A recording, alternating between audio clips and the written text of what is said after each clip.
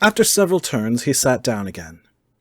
As he threw his head back in the chair, his glance happened to rest upon a bell, a disused bell, that hung in the room and communicated for some purpose now forgotten with a chamber in the highest story of the building. It was with great astonishment, and with a strange, inexplicable dread, that, as he looked, he saw this bell begin to swing. It swung so softly in the outset that it scarcely made a sound. But soon it rang out loudly, and so did every bell in the house. This might have lasted half a minute or a minute, but it seemed an hour. The bells ceased as they had begun, together. They were succeeded by a clanking noise, deep down below, as if some person were dragging a heavy chain over the casks in the wine merchant's cellar. Scrooge then remembered to have heard that ghosts in haunted houses were described as dragging chains. The cellar door flew open with a booming sound, and then he heard a noise much louder on the floors below, then coming up the stairs, then coming straight towards his door. "It's humbug still," said Scrooge. "I won't believe it." His color changed, though, when, without a pause, it came on through the heavy door, and passed into the room before his eyes. Upon its coming in, the dying flame leaped up as though it cried, "I know him! Marley's ghost!" and fell again. The same face, the very same, Marley in his pigtail, usual waistcoat, tights, and boots, the tassels on the latter bristling like his pigtail, and his coat skirts, and the hair upon his head. The chain he drew was clasped about his middle. It was long, and wound about him like a tail, and it was made, for Scrooge observed it closely, of cash-boxes, keys, padlocks, ledgers, deeds, and heavy purses wrought in steel. His body was transparent, so that Scrooge, observing him and looking through his waistcoat, could see the 2 buttons on his coat behind. Scrooge had often heard it said that Marley had no bowels, but he had never believed it until now. No, nor did he believe it even now, though he looked the phantom through and through, and saw it standing before him, though he felt the chilling influence of its death-cold eyes, and marked the very texture of the folded kerchief bound about its head and chin, which wrapper he had not observed before. He was still incredulous, and fought against his senses. "How now?" said Scrooge, caustic and cold as ever. "What do you want with me?"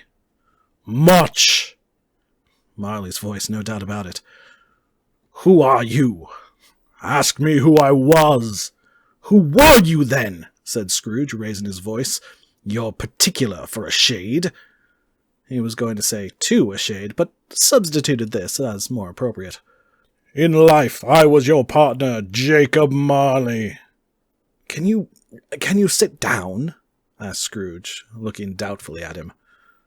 "I can." "Do it, then." Scrooge asked the question because he didn't know whether the ghost so transparent might find himself in a condition to take a chair, and felt that in the event of it being impossible, it might involve the necessity of an embarrassing explanation.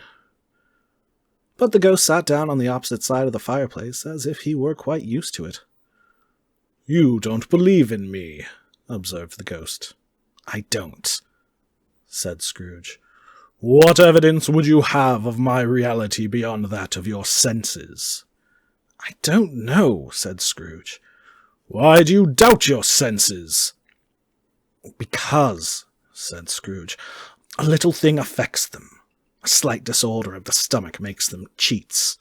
You may be an undigested bit of beef, a blot of mustard, a crumb of cheese, a fragment of underdone potato. There's more of gravy than the grave about you, whatever you are." Scrooge was not much in the habit of cracking jokes, nor did he feel, in his heart, by any means waggish then. The truth is that he tried to be smart, as a means of distracting his own attention and keeping down his terror. For the spectre's voice disturbed the very marrow in his bones. To sit staring at those fixed, glazed eyes in silence for a moment would play, Scrooge felt, the very deuce with him. There was something very awful, too, in the spectre's being provided with an infernal atmosphere of its own. Scrooge could not feel it himself, but this was clearly the case. For though the ghost sat perfectly motionless, its hair and skirts and tassels were still agitated as by the hot vapor from an oven. "You see this toothpick," said Scrooge, returning quickly to the charge, for the reason just assigned, and wishing, though it were only for a second, to divert the vision's stony gaze from himself. "I do," replied the ghost. "You are not looking at it," said Scrooge. "But I see it," said the ghost, "notwithstanding." "Well," returned Scrooge, "I have but to swallow this, and be for the rest of my days persecuted by a legion of goblins, all of my own creation. Humbug, I tell you, humbug!" At this, the spirit raised a frightful cry, and shook its chain with such a dismal and appalling noise that Scrooge held on tight to his chair to save himself from falling in a swoon. But how much greater was his horror when the phantom, taking off the bandage round its head, as if it were too warm to wear indoors, its lower jaw dropped down upon its breast. Scrooge fell upon his knees and clasped his hands before his face. "Mercy!" he said. "Dreadful apparition, why do you trouble me?"